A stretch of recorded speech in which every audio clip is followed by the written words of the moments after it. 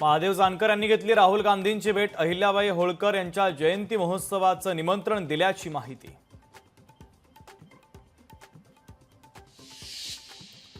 कोल्हापूरच्या जयसिंगपूर येथे शिवाजी महाराजांच्या पूर्णाकृती पुतळ्याचं लोकार्पण सोहळा एकनाथ शिंदेंच्या हस्ते पार पडला। लोकार्पण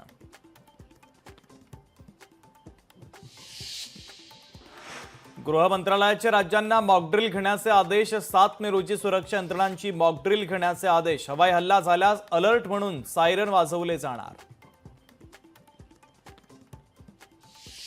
बंगळुरू पोलिसांचं सोनू निगमला समन्स। कन्नड समुदायावर वक्तव्य केल्याप्रकरणी समन्स तर चौकशीसाठी हजर राहण्यासंदर्भात पाठवली नोटीस। प्रशिक्षणाच्या नावाखाली राज्यातील गृहनिर्माण संस्थांची लूट। सभासदांकडून वर्षाला 120 रुपये वसूल करण्याचा घाट।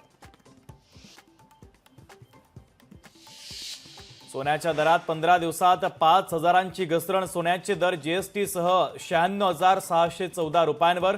सोन्याचे भाव कमी झाल्यानं ग्राहकांना दिलासा। बीडच्या आष्टीमध्ये अवकाळी पावसाची हजेरी। अवकाळी पावसामुळे फळबागांचं मोठं नुकसान, तर पंचनामे करून शासनानं मदत देण्याची शेतकऱ्यांची मागणी।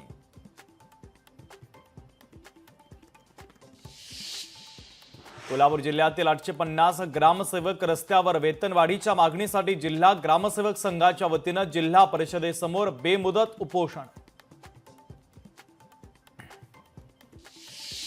भिवंडीमध्ये उद्यानात पाण्याची टाकी उभारण्यास स्थानिकांचा विरोध। उद्यानाची संख्या कमी असल्यानं मुलांच्या खेळण्याच्या उद्यानामध्ये टाकी न उभारण्याचा स्थानिकांचा निर्णय।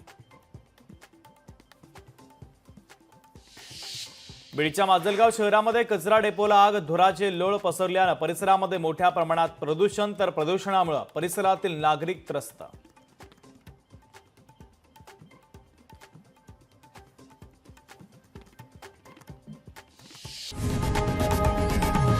लोकशाही मराठी ऐका, पहा, जागरूक रहा।